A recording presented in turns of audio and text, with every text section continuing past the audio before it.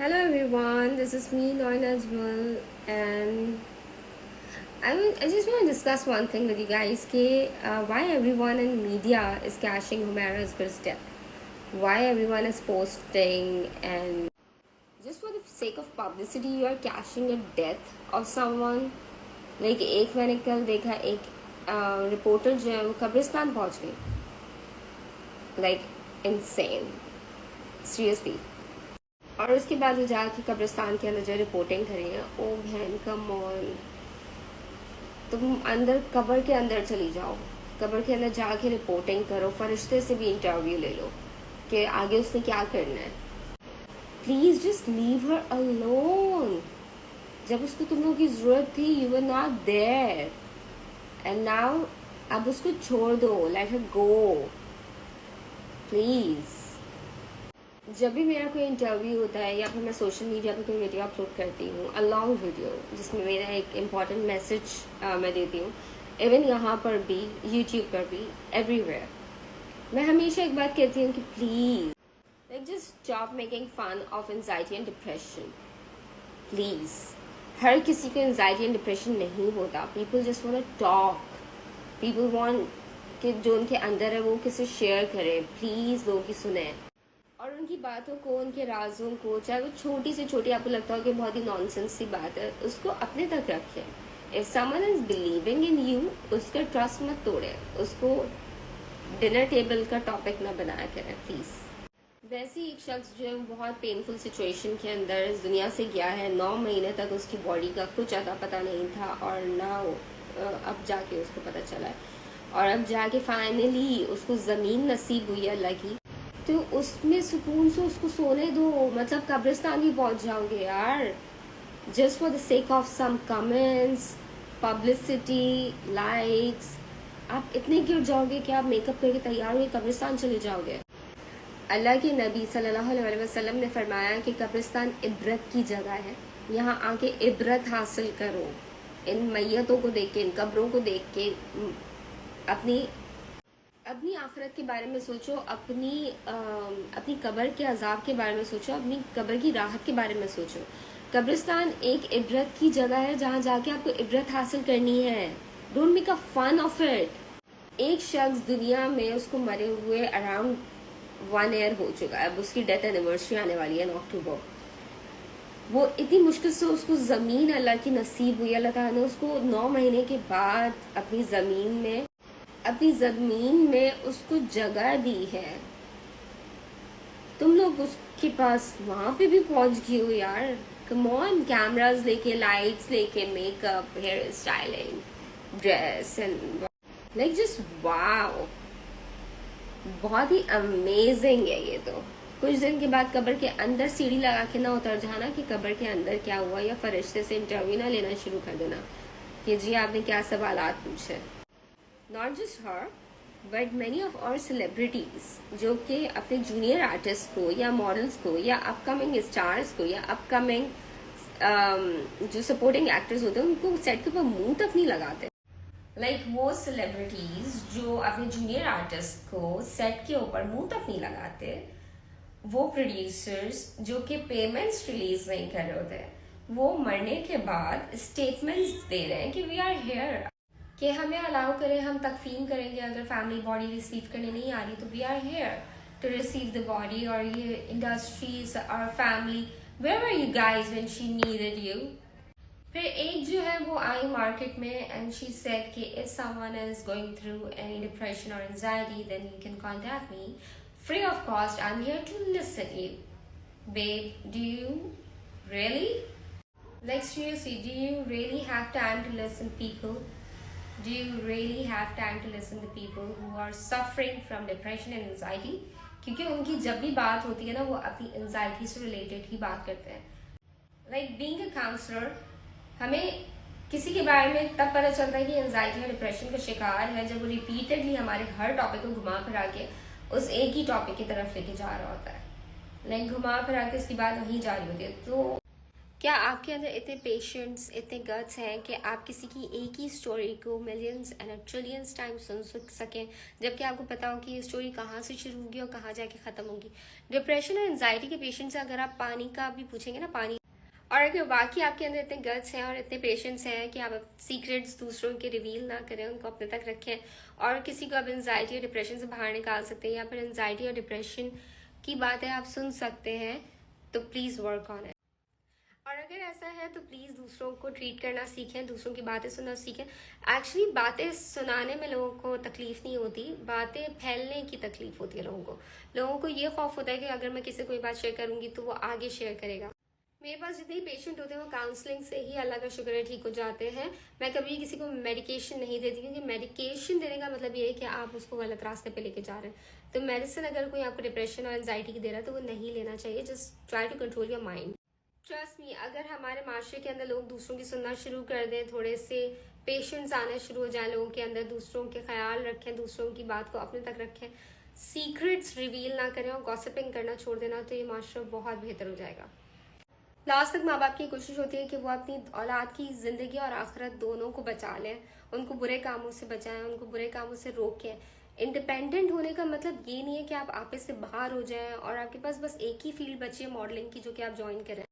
اچھا جی، جہاں تک بات میڈیا کی میں کر رہی تھی، میڈیا کی بات میں مجھے بہت زیادہ یہ عجیب سا لگ رہا ہے کہ ایک خاتون ہے فضا علی، وہ کہتے ہیں کہ ماں باپ کو اولاد کی سننا چاہیے ہے، ان کے فیصلوں کو ماننا چاہیے۔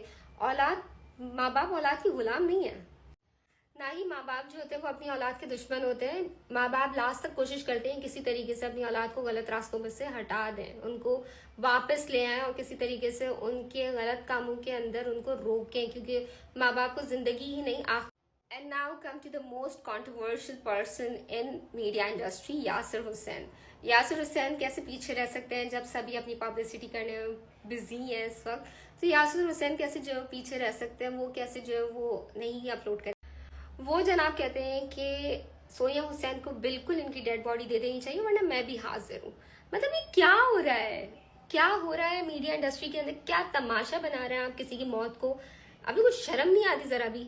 اور لاسٹ میں جنہوں نے اس معاملے میں ہیٹ ٹرک کی ہے وہ تو کوئی ساجد، وہ ہیں سینئر آرٹسٹ ہیں، وہ تو چیپا کے سرد کھانے چلے گئے ڈیڈ باڈی لینے ریسیو کرنے کے لیے کہ میں تو لے کے جاؤں گا۔ بھائی کیا ہو رہا ہے آپ لوگوں کو؟ کیا دماغ خراب ہو گیا میڈیا انڈسٹری کا؟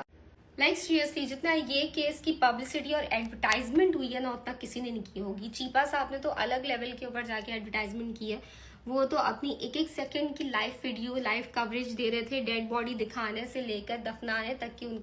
اور وہاں سے جو کوریج اسٹارٹ کیا ہے چیپا والوں نے، وہ کوریج جو ہے وہ قبرستان تک کیا۔ ماشاءاللہ قبرستان میں وہ جو لاہور کی ایک اینکر ہے، وہ جا کے جو انہوں نے قبرستان میں فوٹیج بنائی اور کوریج کیا، وہ اور زیادہ لمٹ تھی۔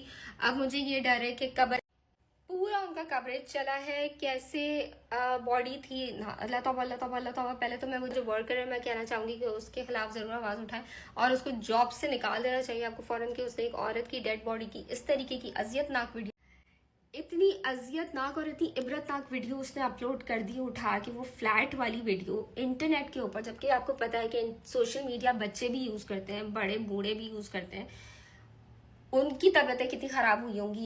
اب مجھے ڈر ہے کہ میڈیا والے یا پھر جرنلسٹ یا پھر اینکر حمیرہ اصغر کی قبر کے اندر اتر کے فرشتے کا انٹرویو لینا نہ شروع کر دیں کہ آپ نے کیا سوال پوچھنے اور آگے کیا ہونا ہے۔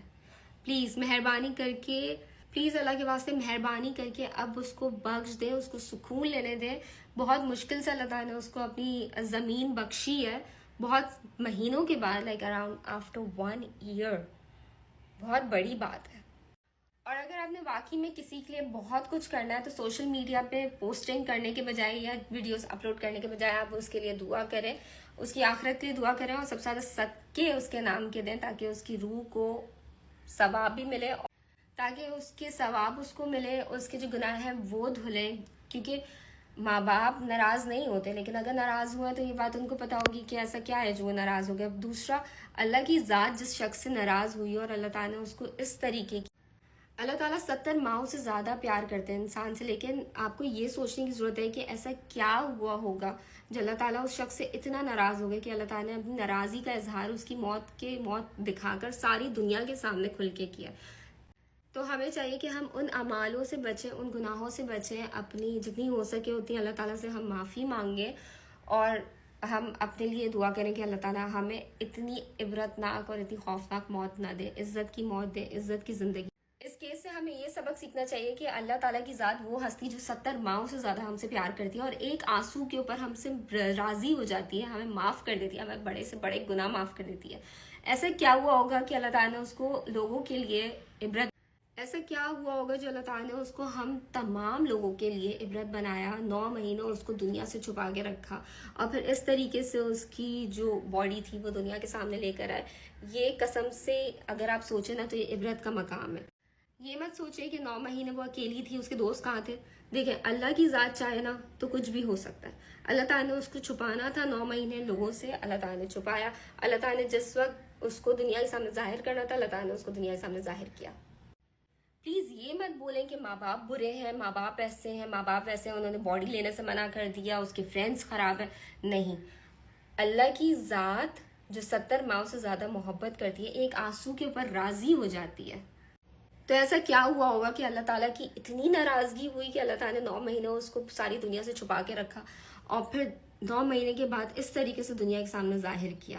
ایسا کیا ہوا ہوگا؟ ماں باپ جن کو آپ برا بھلا بول رہے ہیں وہ کیوں ناراض ہیں؟